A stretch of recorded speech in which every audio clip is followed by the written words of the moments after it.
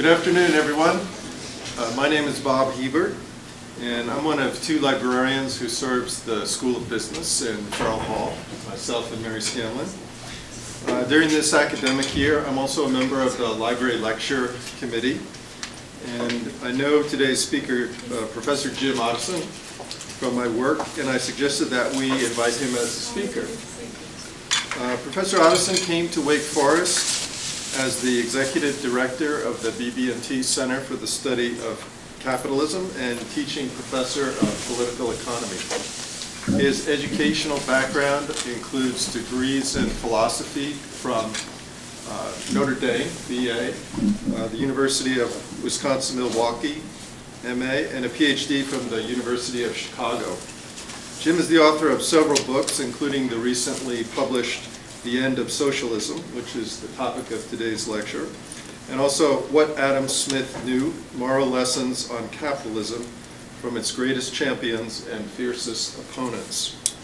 Jim is an expert on Adam Smith, and his scholarly interests include the history and philosophy of economics, the moral foundations of capitalism, and the comparative evaluation of competing systems of economics.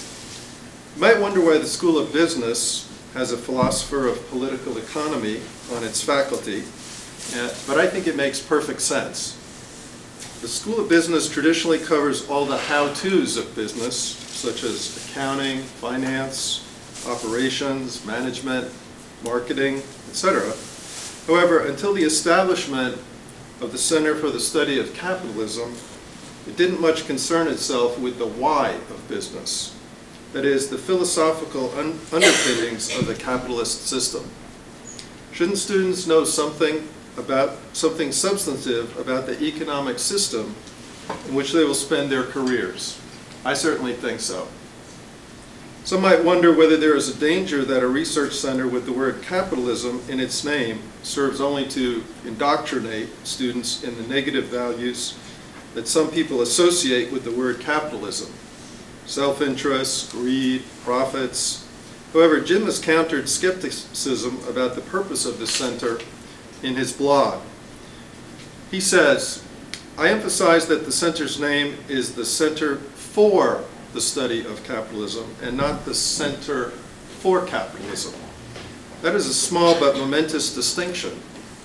We are interested in figuring out what these prosperity-enabling institutions are and promoting them, whatever they are.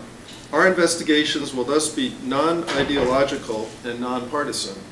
Capitalism has been a source of tremendous, even unprecedented prosperity.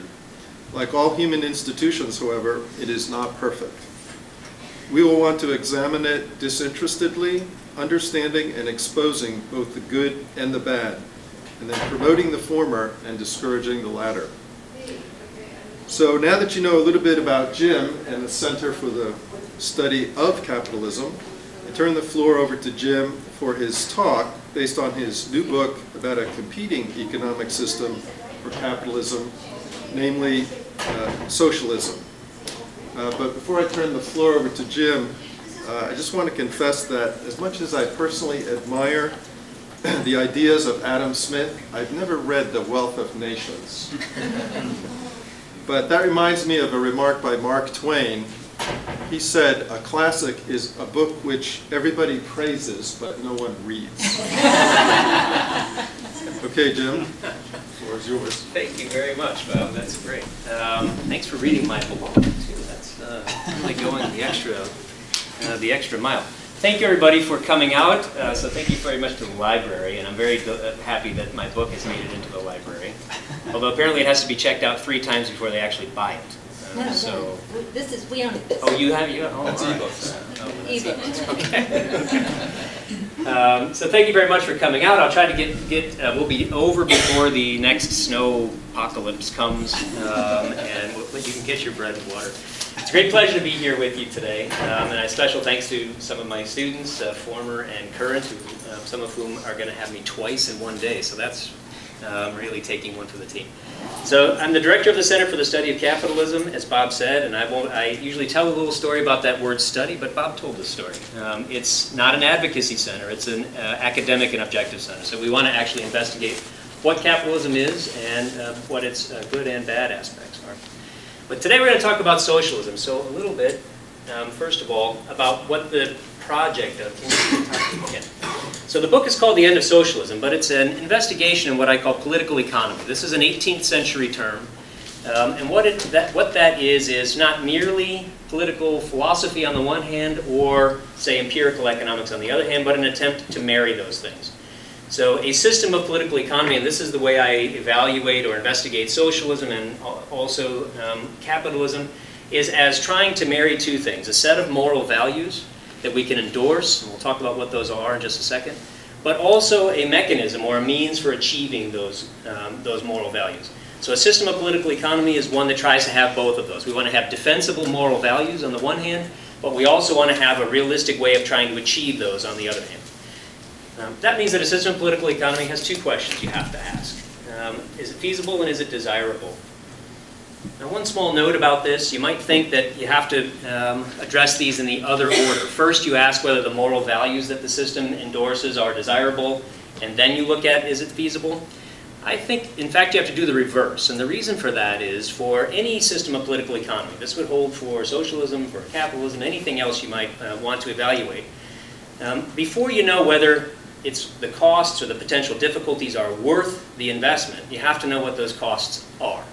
So you have to know what the challenges are that a system of political economy, practical challenges, that a system of political economy might face, before you can then be in a position to ask whether it's worth it.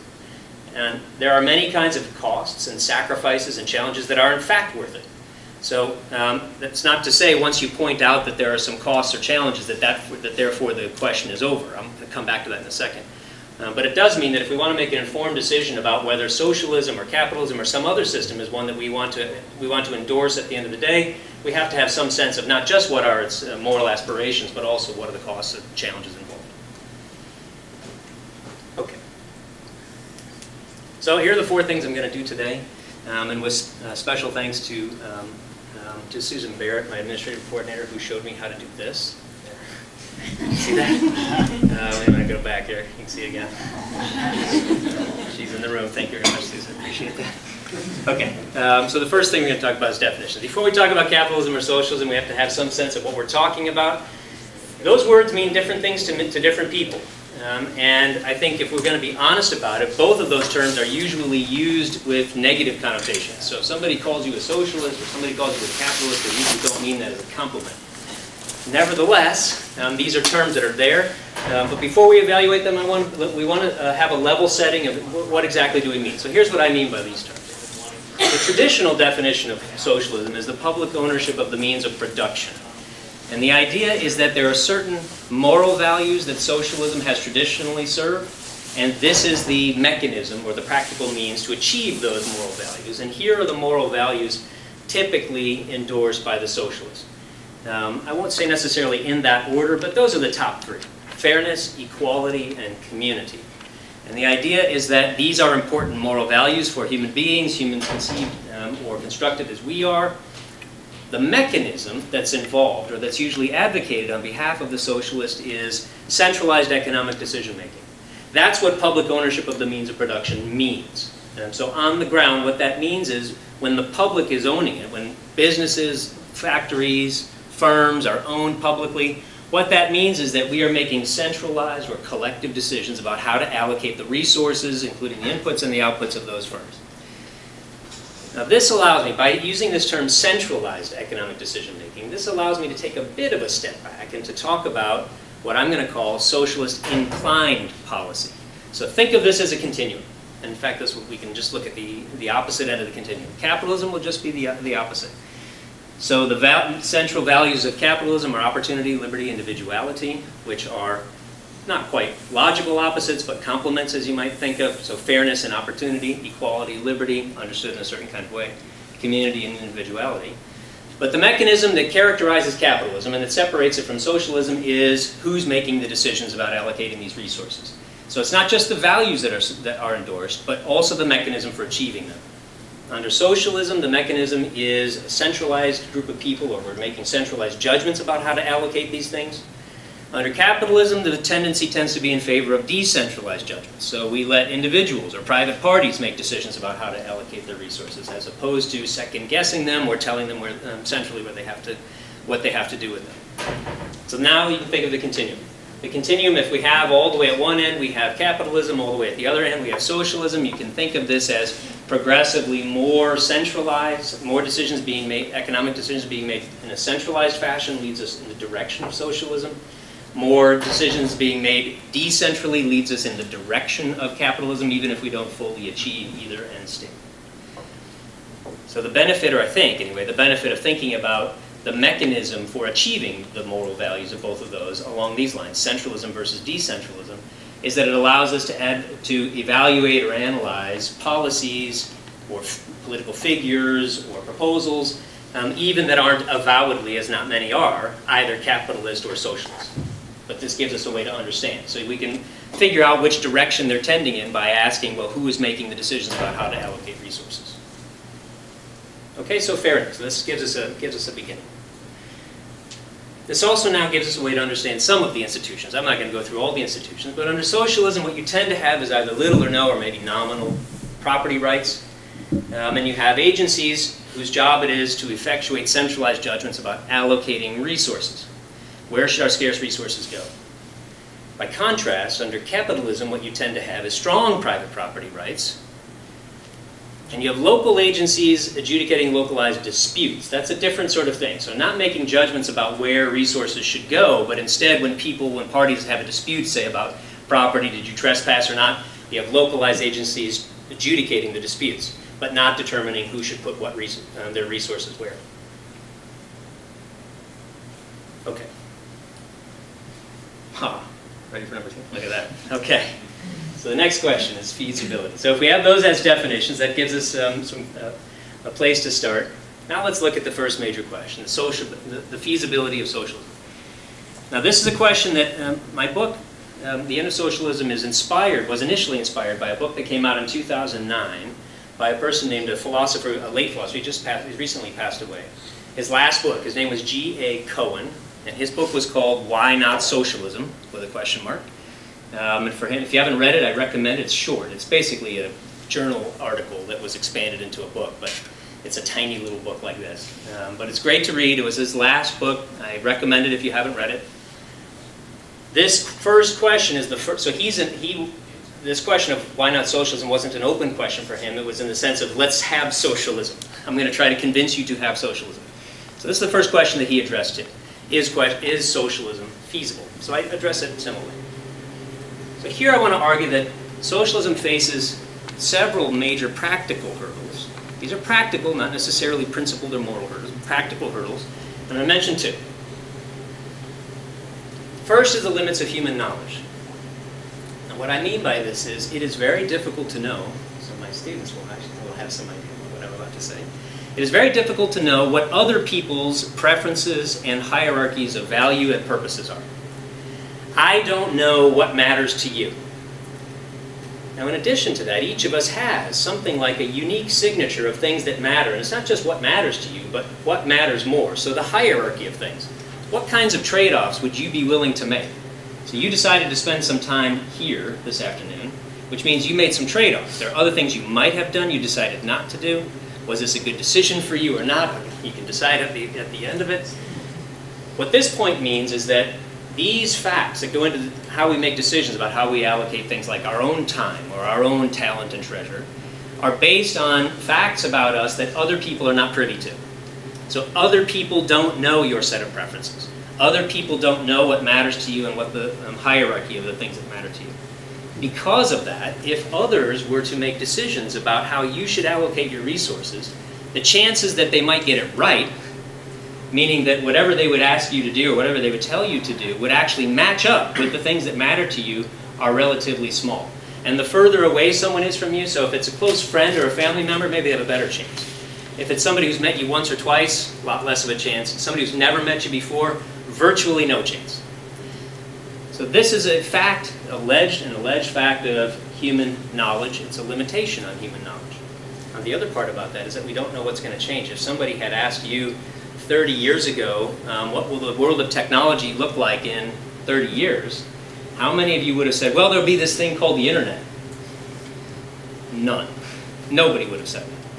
These are unpredictable changes. Or even if somebody had said, well, there will be this thing called the internet, and someone had said, well, and what do you think people will do with the internet? There's no way to predict that.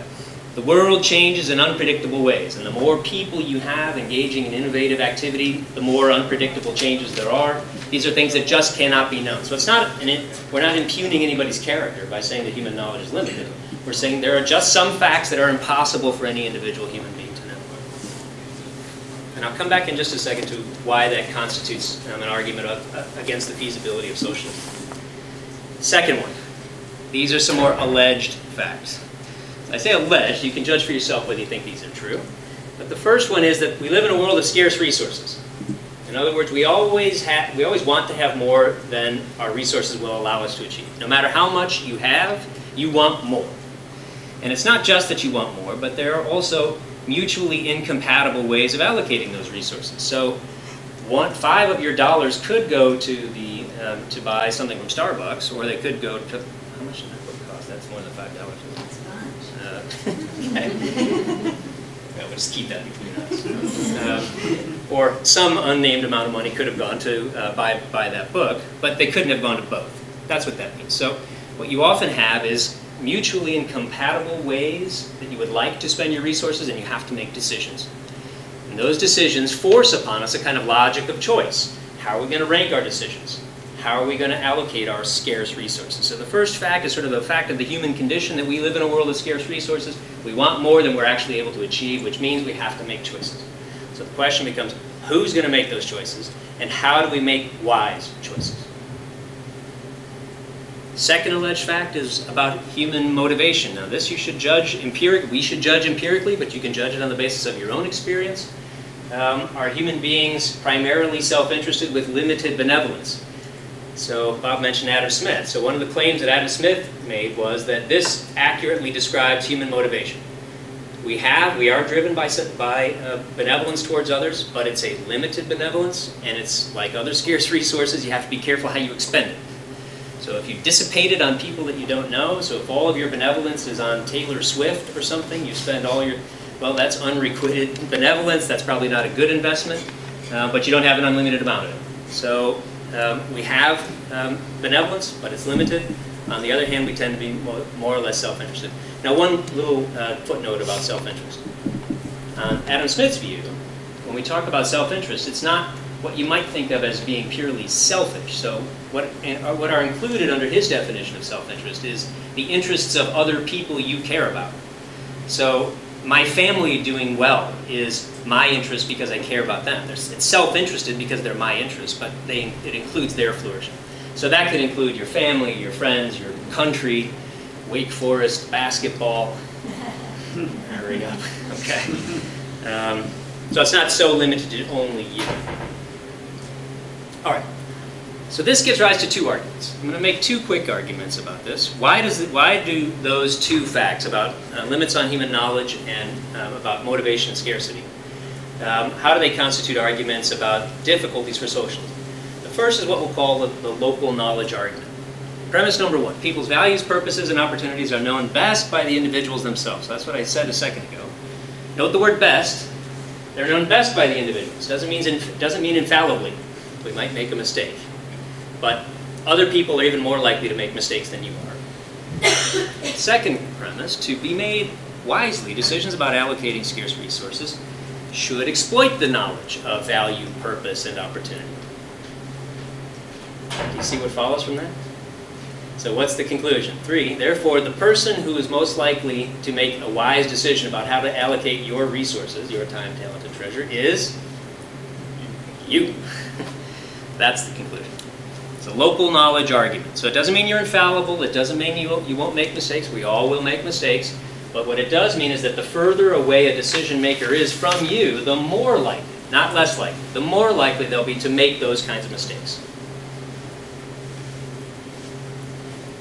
So the third parties are typically not able to exploit this knowledge, and the further away that third party is, the worse its epistemic position is. So it's a continuum again. Okay, second argument. Adam Smith's famous invisible hand argument, so even if you haven't read The Wealth of Nations, you've probably heard this phrase. It's the most famous phrase in the history of economic thought. Invisible hand. Here's the argument. What Adam Smith says is seeking to better one's own condition, this is what we might call self-interest, unintentionally benefits others. So I've got a, oh my gosh, I'm sorry about all those words.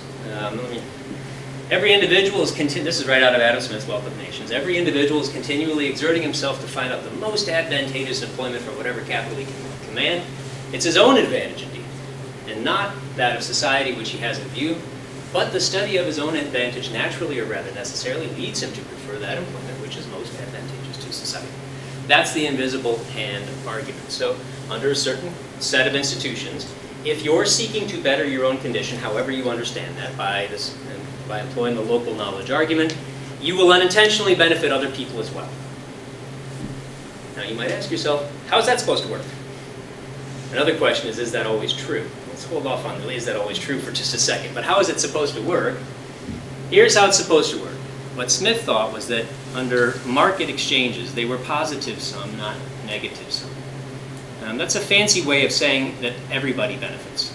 So if you think about when you went to Starbucks to get your coffee, you give your $3 to Starbucks, they give you the coffee. Which of you benefited? The answer is, you both did. And we know that because both of you voluntarily agreed to the exchange. If either one of you thought you wouldn't benefit, then that one wouldn't have exchanged. So and that happens all the time. You go to buy a car and they say, this is the lowest price we're going to take, and you say, this is the highest price I'm going to give, and they say, sorry, and you walk away. You're still friends, but you walk away. That happens all the time. But if you both say yes, then it's mutually voluntary, and therefore mutually beneficial. So that means it's a positive sum. It's not one person benefiting at the expense of another, which is what would be a zero-sum game. So that's how this is supposed to work. You seek the best deal for you, and in so doing, what you have to do, I think I've got this here next. What you have to do is figure out something that matters to somebody else. I'm going to come back to that in a little bit in just a second. Under a market set of institutions, the only way, if you're a firm, you're a business owner, the only way you're going to succeed under market institutions, there's only one way. So if we rule out the possibility of stealing from people, we rule out the possibility of commanding people, like you're the king and you're just going to command people to give you what you want. If that's not possible, there's only one way that you can succeed. And that's by figuring out what other people want and giving it to them. So that means that you spend, and if you talk to an entrepreneur, this is what they do. 24 hours a day, 7 days a week, they are obsessed with other people. If you think it's about selfishness, you miss the entire boat. Because if you think, well, I'm just going to do what I want and everybody else be damned, you go out of business tomorrow. The only way you succeed is if you're constantly thinking about other people, figuring out things about you, what do you want, what can I give you that will make you happy. Okay. Now I'd like to entertain a challenge. Maybe some of you are already thinking about this. Maybe sometimes we don't make such good choices. Is it possible that experts might know better for us in some cases what we ought to do than we ourselves? Remember the local knowledge argument says you're the best judge. Is it possible that sometimes other people actually do know better than what we should do? So consider obesity. Don't we often make bad choices? Well, the answer to that is yes, we do. Now, if we have a system of, if we're evaluating a system of political economy as opposed to, say, just pure moral philosophy, we have to ask the next important question, which is, granting that, what do we do about it? What's the policy that we should adopt that would solve the problem rather than making it worse? And that's much harder to do than you think, than you might initially think. So, just consider this question. So, by the way, I don't know who that is. I just got that off the internet. That's not anybody I know. So, ask yourself, how much soda is right for you? So if you imagine this very easy statistical possibility. So suppose in your community you live in a subdivision and everybody is on average 20 pounds overweight. Let's just suppose that you're all 20 pounds overweight. Now if it's true, supposing it's true that everybody in your subdivision is 20 pounds overweight, and also let's suppose it's true that that's bad, and everything else being equal, you'd rather lose that weight. Let's suppose all of that. Now note that it might be the case that not a single member of your community is actually 20 pounds overweight, right? If the average is 20, that means that that might not apply to anybody. So averages are averages. They don't tell you anything about any particular individual. So if you conclude from the fact that the average is that people are 20 pounds overweight, that therefore everybody needs to be required to exercise another half hour on the treadmill, well, that might work for some people, but that might not work for a lot of other people because maybe some other people already are underweight. In other words, statistical aggregates tell us nothing about you. They just tell us about overall trends. What they can't tell us is anything in particular about any particular individual, which is exactly what makes policy, the attempt to make policy, the basis of these aggregates, so difficult. And you often get mismatches. So when Mayor Bloomberg, former Mayor Bloomberg of New York, banned sodas over 20 ounces in New York City, was that a good idea or not? Well, the answer is, who knows? Did that benefit anybody? Nobody knows. Could you demonstrate that it would benefit anybody? No. They tried very hard. And they said, well, if you had this much soda every day for 5 years, you'll be this much overweight. Well, that might be. Does that apply to anybody in particular? Nobody knows. On the other hand, were there costs associated with that ban? Yeah, that put some places out of business. So there were costs. We found the costs. What were the benefits? Not really sure. All that's meant to suggest is that even if it's true that we will individually sometimes make bad choices, and it obviously is true, the policy implication is very much murky, very difficult to figure out what centralized policy would be the one that would fit all of us. Because after all, we're all different. Now I'll just raise this as a question. Do you think it's possible for there to be a rationally obese person? It's just something for you to think about. Suppose somebody says, a PhD in economics, and I understand all the risks involved, and I choose to be morbidly obese because I like eating and I really dislike exercising. So don't tell me I'm making the wrong choice. I'm making the right choice. I understand the risks. Is that possible? Now, if you say, well, you wouldn't like to be that person, fair enough. But that person's not saying you should be like that. It's saying, I want to be like that. Well, maybe you want to make a moral judgment or something. Okay, fair. But this claim would be to suggest that what counts as being rational depends on a person's particular goals. And if your goals are to eat every food you can and exercise as little as possible, well, then that's your goals. And your behaviors will be rational or not in terms of whether they satisfy those goals. Right, here's the key. We want people to develop what we would call good judgment. How do you make decisions? How do we help individuals make good judgments about decisions, about the decisions they're going to make? The way to do that is to connect the consequences to the decision maker. That's the point of decentralized economic decision making. You make decisions that apply not to me, but to you. And the consequences redound upon you. If you make good decisions, you get good feedback, it reinforces it. If you make bad decisions, you get bad feedback, you change your mind. Good judgment develops in the face of that kind of feedback, which means we should give people not only the freedom to make decisions, but also hold them accountable for the decisions they make. Freedom and responsibility. Okay. So what am I alleging are the socialism's practical difficulties? Centralized agencies cannot exploit localized knowledge. And it's not a question of are they smart enough. That's not it. There's just knowledge they don't have access to. Aggregate data and generalizations don't tell us anything about individuals. And here's one point. It's a sort of philosophical point, but I would emphasize it because it has moral implications too. Human beings are not fungible. Do you recognize what that term means? They're not like poker chips that are just interchangeable. Sometimes when we're talking about policy, we assume that all people who are in this broad category are basically the same, and you can move them in and out, and there's no real difference. Not the case. That's true for poker chips. That's true for marbles. It is not true for human beings. In fact, I said that's a moral claim because morally, my moral judgment is that every human being is not only unique, but uniquely precious. You cannot exchange one human being for another without loss. You lose something for every human being you do not individually respect. That means they're not fungible. And so if you have aggregate statistics, it doesn't tell you anything, and let alone anything morally important about individuals, because each individual is a unique and uniquely precious being. So here's the prediction. I'm going to make a prediction. Policy that's more centralized will lead to lost prosperity because of mismatches. So the third parties don't know what would be the best decisions for you to make, so there'll be mismatches. And the more of those decisions that are being made centrally, the more the mismatches there will be. So that would be the prediction, if I'm right. If this analysis is right, that would be the prediction. Well, let's take a look empirically. Ask yourself, is that true? So are economies that tend to be more centrally designed, are there more mismatches than economies that tend to be more decentrally designed?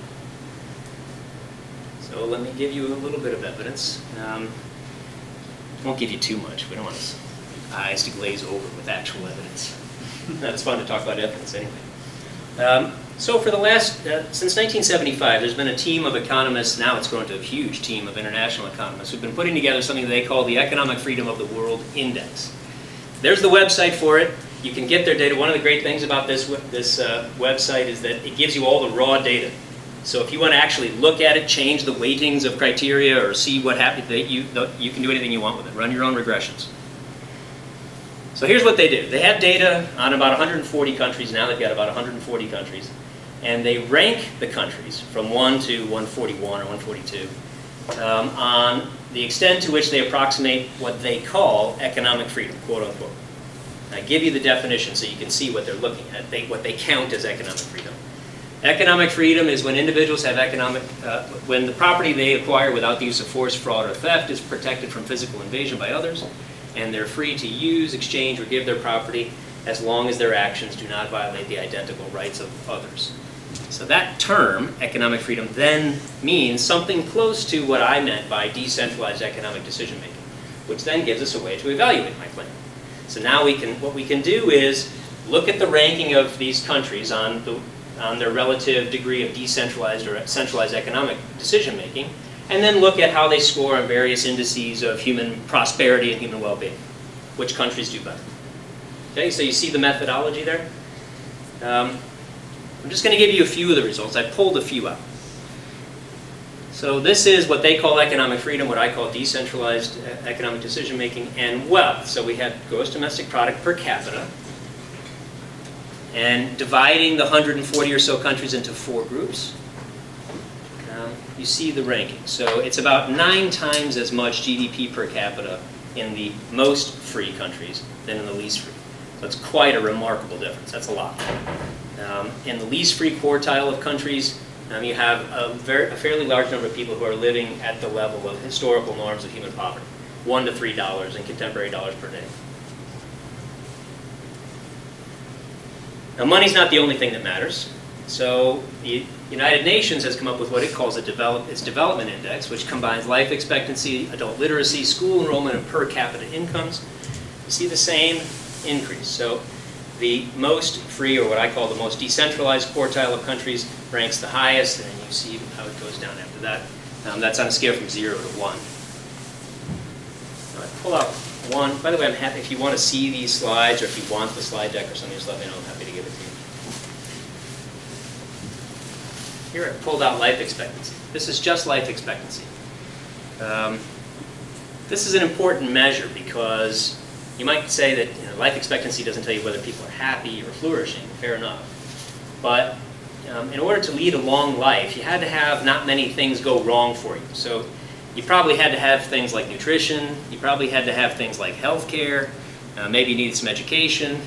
You had a fairly supportive community. But you see the difference is rather remarkable. In fact, as I note there, between the top and the bottom, it's over 20 years. That's a huge difference. 20 years of life, just if you're lucky enough to be born in one of the top quartile countries. Huge difference.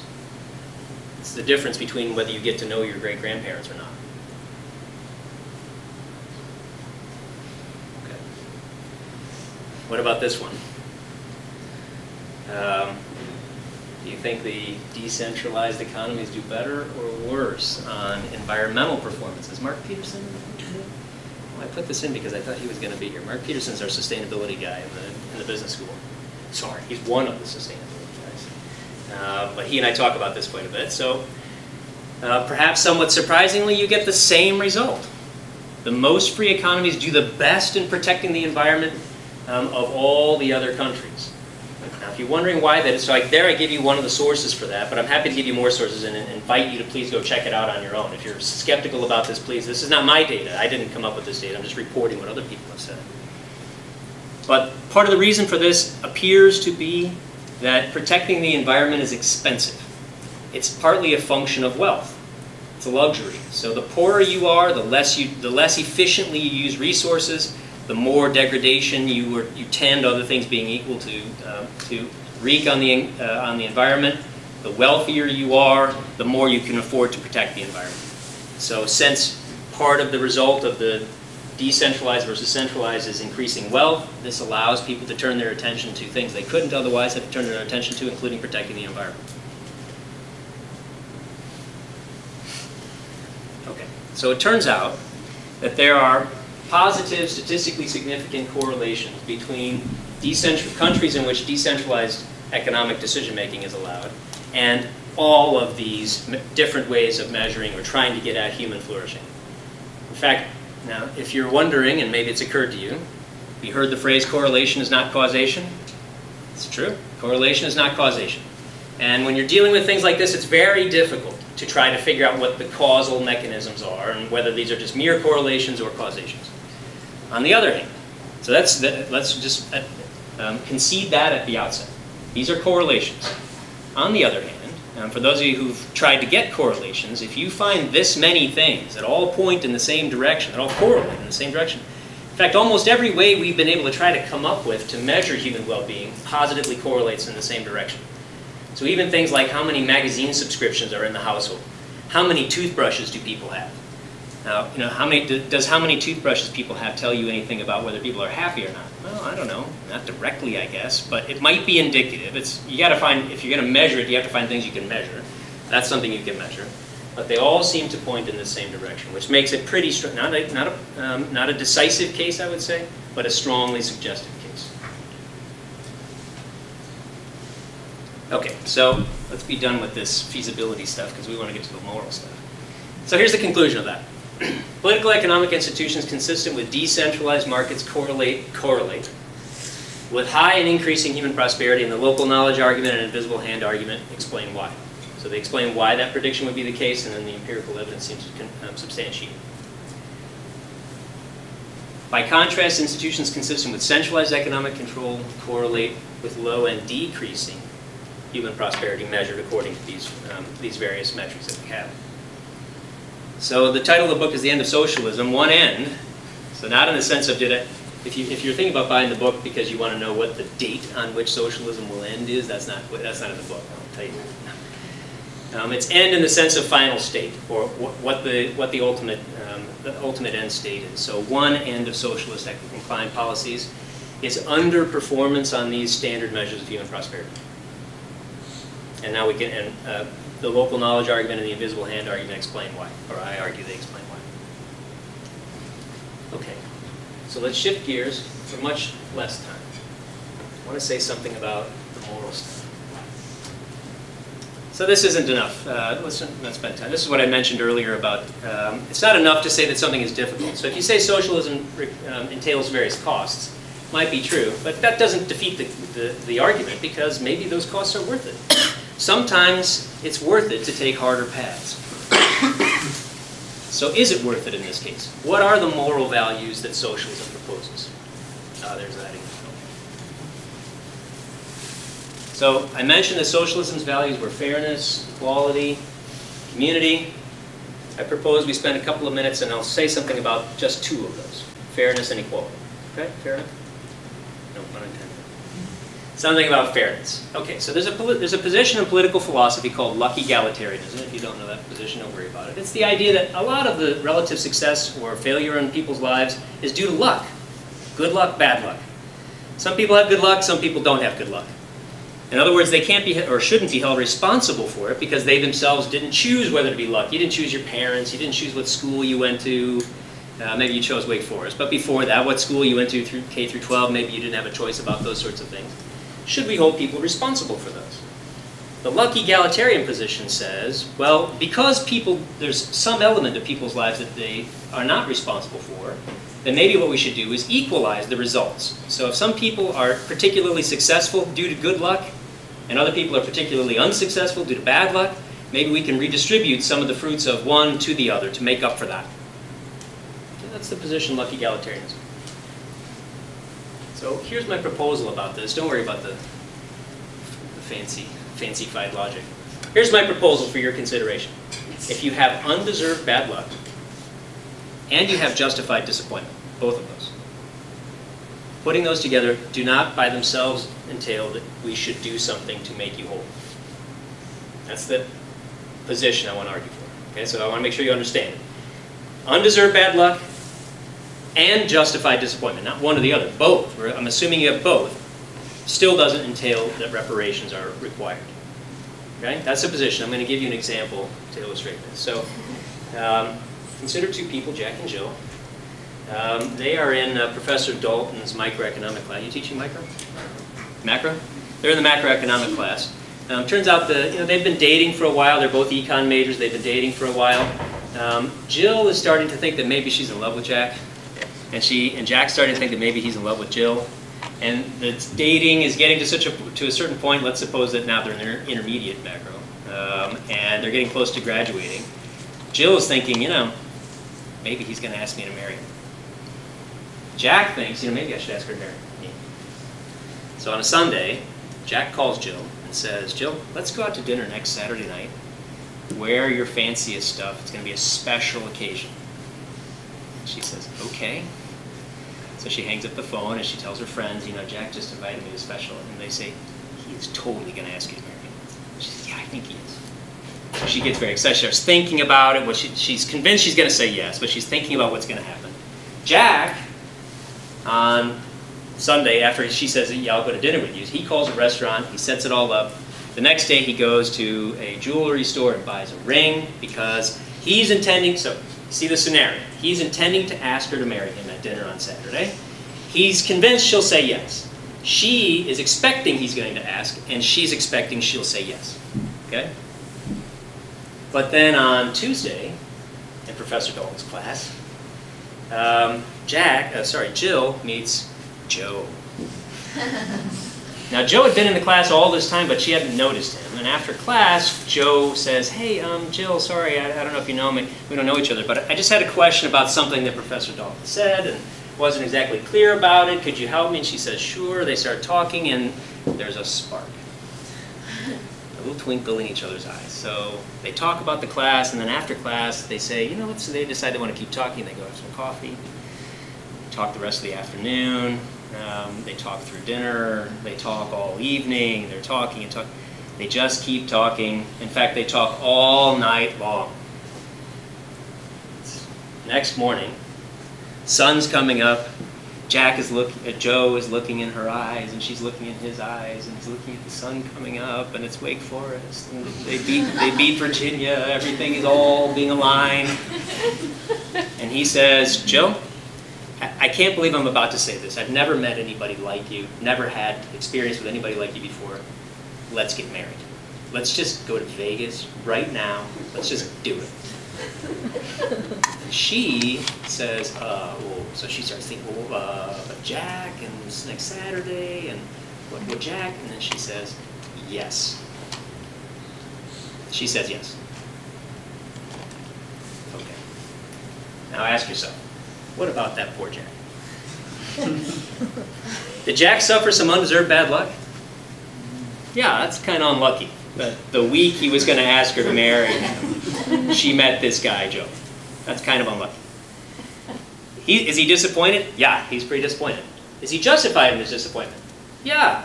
So if you're Jack's friend, and you find out that the girl he was about to ask to marry him eloped to Las Vegas the week he was going to ask her, after he bought the ring, yeah, you'd be pretty, you'd say, I don't know, what would you say? That's a bummer. Let's go get a beer together or two. What else might you do for Jack if you're Jack's friend? You might say, Jack, let me introduce you to, there's Melissa over here, or, here's Bob. It's the 21st century, who knows? All of those things you can do. But what can't you do? What you cannot do, what you should not do, is say, Jack, she owes you something. Sue her. Or let's pass a law that says that people like Joe can't talk to people like Joe. None of those things would be allowed. And the reason they wouldn't be allowed is because Jack had no right to Jill. He didn't have a right to her. She's an equal moral agent, and although he's disappointed, although it's bad luck, she has the right to lead her life the way she likes and to make decisions like that, even if they disappoint him and it's bad luck for him. He has no right to her, just as he has no right to anybody else's affections. Nobody has any right to anybody else's affections. They had no contract, they had no promise. This is part of the dynamic and sometimes destructive aspect of allowing people to choose who they want to be their mates. So my suggestion is that there's no injustice involved. It's a bummer, but no injustice. And I would say the same thing about coffee shops in a market. And you can work out the analogy in your own, but if you always go to a coffee shop, one coffee shop, and then you decide to go to another one, and that one eventually goes out of business, is that a bummer? Yeah, it is. Justified disappointment? Yeah. Does that coffee shop owner have a right to you or your money? No.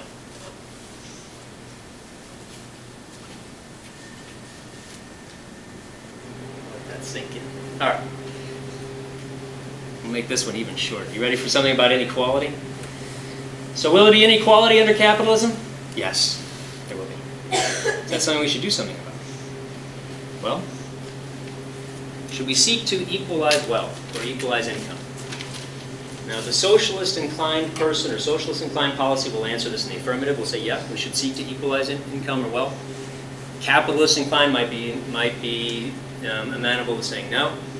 Let me give you a thought experiment to sort of figure out where you stand on this. Here's my thought experiment. Imagine two people, A and B. I'm not going to tell you who they are, but I'm going to tell you this fact about them. A is wealthier than B. Let's say that A is a lot wealthier than B, 10 times as much. Let's make it even more. Let's say A has 100 times as much real wealth as B. Okay? Now, without knowing anything else about them, you don't know who they are, you just know that A has 100 times as much wealth as B. Does that mean, without knowing anything else, that there's some failure of justice, or maybe social justice? In other words, would you say there's something wrong about a society that allows one person to be worth 100 times as much money, as much wealth, as another person? That the poorer person has had an injustice done, and maybe is owed something, maybe by the person who has 100 times as much wealth. So I want you to think about that on your own. I mean, you can imagine how the socialist inclined versus the capitalist inclined might answer this, but I'd like to ask you to think about what your own answer to this would be. Now, here are my two people. Here's A. That's Bill Gates, contemplating all of his good work he's going to be doing. I don't know what he's doing. He's praying. And who is the person who's worth only 1/100th as much as Bill Gates? Poor old Michael Jordan. So Bill Gates, at the moment, is worth about $80 billion, give or take $1 billion. It doesn't matter much at that level, I guess. Michael Jordan, poor Michael Jordan scrapes by about $800 million. He's worth about $800 million. It's a little more because he recently sold one of his houses. So a little bit more than $800 million. So that means that Bill Gates is worth 100 times as much as Michael Jordan. Now let me ask you, I mean obviously this is meant to instigate a certain kind of point, to be provocative. Do you think it's somehow a wrong to Michael Jordan that there are people like Bill Gates who live in the world, who have as much wealth as he does, and therefore people like Bill Gates owe Michael Jordan something? Well, my guess is that you're going to say no. And in fact, I think it's preposterous to say that somehow Michael Jordan is owed something by Bill Gates. Why is that? Because what matters in people's lives is the absolute quality of their lives, not the relative quality. In other words, what's wrong with poverty is poverty, not that it's unequal. Poverty is bad because you can die from poverty. But what you die from is not that other people have more. It's that poverty itself is bad. What being poor means is that you don't have the resources available to you to make your life, to raise it above a certain absolute level. So if we're going to address the quality of poor people's lives, what we have to think about is what are the institutions that actually address the aspects of their lives that are actually creating misery. And the fact that some people have more than others, I think, is a secondary at best. It's not the first. Poverty, in absolute terms, is a much greater cause of human misery than the fact that some people have more than others. In fact, I'll give a little bit of sermonizing from me. So we sometimes talk about life being a race. That is absolutely the wrong way to think about life. Life's not a race. It's a journey. It's a journey for you to find out what the right kind of life for you is. If you're always comparing yourself to other people, if you're always asking, well, that's nice that I got a raise, but my brother-in-law got a bigger raise, and so I'm unhappy, that's just going to make you an unhappy person. Okay, that's the answer. All right. So one small point I'll make, the last point I want to make today. So this is about equality. This is the second most famous passage from Adam Smith. It's not from the benevolence of the butcher, the brewer, the baker that we expect our dinner, but from their regard to their own interests. We address ourselves not to their humanity, but to their self-love. So some people, when they read this passage, it's right near the beginning of The Wealth of Nations. When they read this, they say, aha, this proves it. Capitalism, right at the beginning, is a smoking gun. Capitalism is about selfishness. It's right there. Self-interest. Isn't that what capitalism is about? Bob mentioned it in his introduction. Well, maybe. On the other hand, remember that point I made before about mutually beneficial?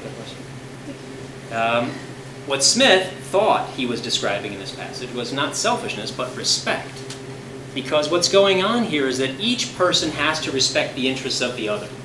Remember that if the butcher or the baker or the brewer or you don't like whatever the deal is you're being offered, you always have the right to say no thanks and go somewhere else.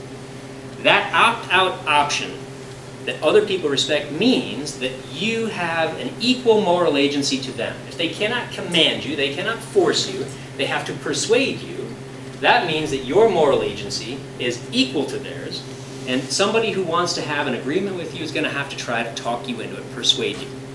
The only way to do that is by showing you respect. Because if they don't show you respect, you walk.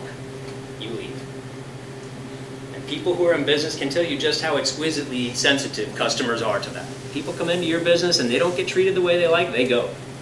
Like that. So it has to be respect. There's a picture that a 19th century philosopher of economics named Fleming Jenkins drew of the market. You see everybody's equal there? All this, I don't know if you like that picture. So the circle's all sort of attached to everybody. It's no clear beginning or end. This is what he thought was going on in the market, is a kind of equalizing. Equalizing of authority, equalizing of moral agency. And by the way, did you remember the third thing I said socialists claim on behalf of their view? Was fairness, equality. Does anybody remember the last one?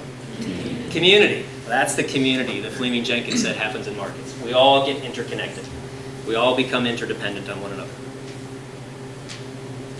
All right, last thing. Let's conclude. So one of the motifs in the book is this fable from Aesop. Aesop has this fable about the fox and the grapes. Maybe you know it. It's a short one. It's that the fox sees these grapes on a high branch, and they're really succulent looking. Tries to get them again and again and again, can't get the grapes. And so the fox turns away in disgust. But the disgust is at the grapes, not at himself.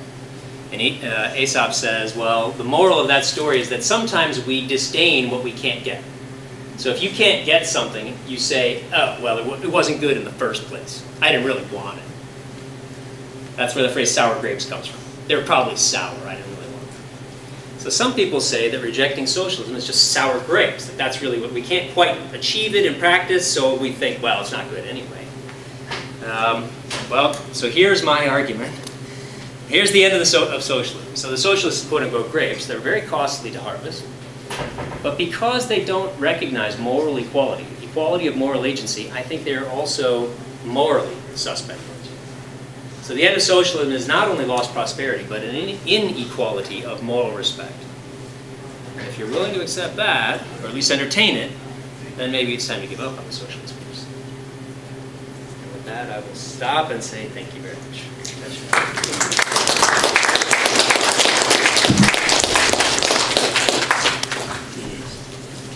We have some time for questions. 5 minutes for questions. If there are any questions before the snow, has the snow begun yet? Everybody checking? Go ahead.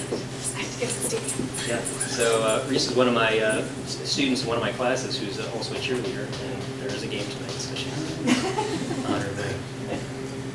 Any questions? Yes, sir. Do you have a question? Yes. Yeah, I have 2 questions, maybe not very well formed. Okay. And tricky for both. Okay. Talk about, you showed all the correlations with well-being. Yeah. And with sort of decentralized policy. Yeah. Property. Right. Ticket. So I was wondering what Private you property. have to say about, Scandinavian countries are always pointed out as some Yeah. You know, I hear that it's working, and less income inequality. Yeah. So I was wondering what your comments were regarding that. Mm-hmm. And then the second question was, you talked about unlucky. Yeah. People being unlucky and that they don't really, deserve anything. It's like, yeah, it doesn't have a right. Yeah, right. So, but what would you say about rights definitions, like education or healthcare, and how that fits into the socialism capitalism picture? Good questions, both of them. So maybe briefly on both, but those are big questions. So first about the Scandinavian countries. So Scandinavian countries like Sweden, for example, are often held out as maybe anomalies, or they're somehow different from what this story seems to tell, because there you have countries that maybe not avowedly socialist, but they're sort of closer in that direction than what we have, say, in the United States or in some other Western countries. And yet they seem to work. They are still productive, and they have productive economies. Do they constitute anomalies? Well, the short answer is maybe. But the slightly longer answer is, well, when you look a little bit more carefully, it turns out that although some of the Scandinavian countries think of themselves and sometimes talk of themselves as being sort of anti-American, not in the sense that they don't like America, but we're the opposite of America. When you actually look at the amount of the total gross domestic product that the government allocates in those countries, as opposed to, say, in the United States, it's about identical. It's almost exactly the same. So Sweden, for example, is on that ranking. By the way, they're ascending the ranking because they're lowering their welfare benefits. I don't know, you may know that. But so they're going up on the rankings. The United States is going down, but we may be passing each other in the night. But both countries, and most of the Scandinavian countries, are in the most economically free. So even though they call themselves socialists, they still fall in the top quartile. Now the other sort of fact about some of those countries, like Sweden in particular, is that Sweden's a small country. It's about 8 million people, so it's not much bigger than North Carolina. And what you have in a place like that, and this is where if you're going to have, so it's a matter of scale, if you're going to have something like centralized economic decision making, if it's going to work, the way it's going to have to work, if my argument is right, is you're going to have to be able to exploit localized knowledge about what people want, which means your community is probably going to have to be fairly small, fairly homogeneous, and fairly committed to the same group of moral values, which is what you have in Sweden. So it's a relatively small place. People in Sweden are almost literally all blood related. They have been for centuries. They're coming from the same bloodlines. They have it's a fairly narrow range of religious beliefs that they have. All of those things make it easier. They don't solve the whole problem, but they make it easier. One footnote to that is that one of the reasons why Sweden has recently been scaling back, and so the last 10 years they're scaling back their welfare benefits, is because some of that homogeneity has been going away. They've been getting some immigration. They're getting people who aren't related to them and don't look like them and have different religious beliefs, and suddenly they're not quite as willing to share as they were before. So that's on the Scandinavian question. The other question was about luck. So my claim, I'll make it short. My claim is not that bad luck can't ever justify or be part of the argument justifying that we should do something for people, but that by itself it's not enough. So justified disappointment, bad luck, those things might be part of a story that will end up with saying we should help people, but by themselves they aren't enough. So they may even be necessary, but they won't be sufficient. Everything's different, however, when we start talking about kids, from my perspective anyway. So all of that argument pertains to normally functioning adults who are making choices about how to live their lives. We're talking about children, that's a different set of moral constraints, which that might entail that we should do something entirely different. If you ask yourself, how are most families constructed? Are they socialist families or capitalist families? Families are usually more socialist. We have a conception of what a good family is, and you're going to live by it, whether you want it or not. Yeah, so in that kind of a small environment, especially with kids, yeah, that might work. Big country, 330 million as opposed to 8 million, much more difficult to do. Good set of questions. Thank you. Any others? We have one more. Yes, ma'am. Well, I had a question about the forced fraud theft angle that freedom relies on the property being obtained without forced fraud or theft. Yes. However, much of the property that's been obtained ever, if you go back enough generations, there was forced fraud or theft, including pretty much all of North America. So, what the entire world, that? not just North America. Or England. I mean, because Africa, Asia. Yeah. I mean, yeah, all of it. Yeah. So, what do you do about that? I mean, the fact that a forced fraud or theft happened before I was born, Yeah.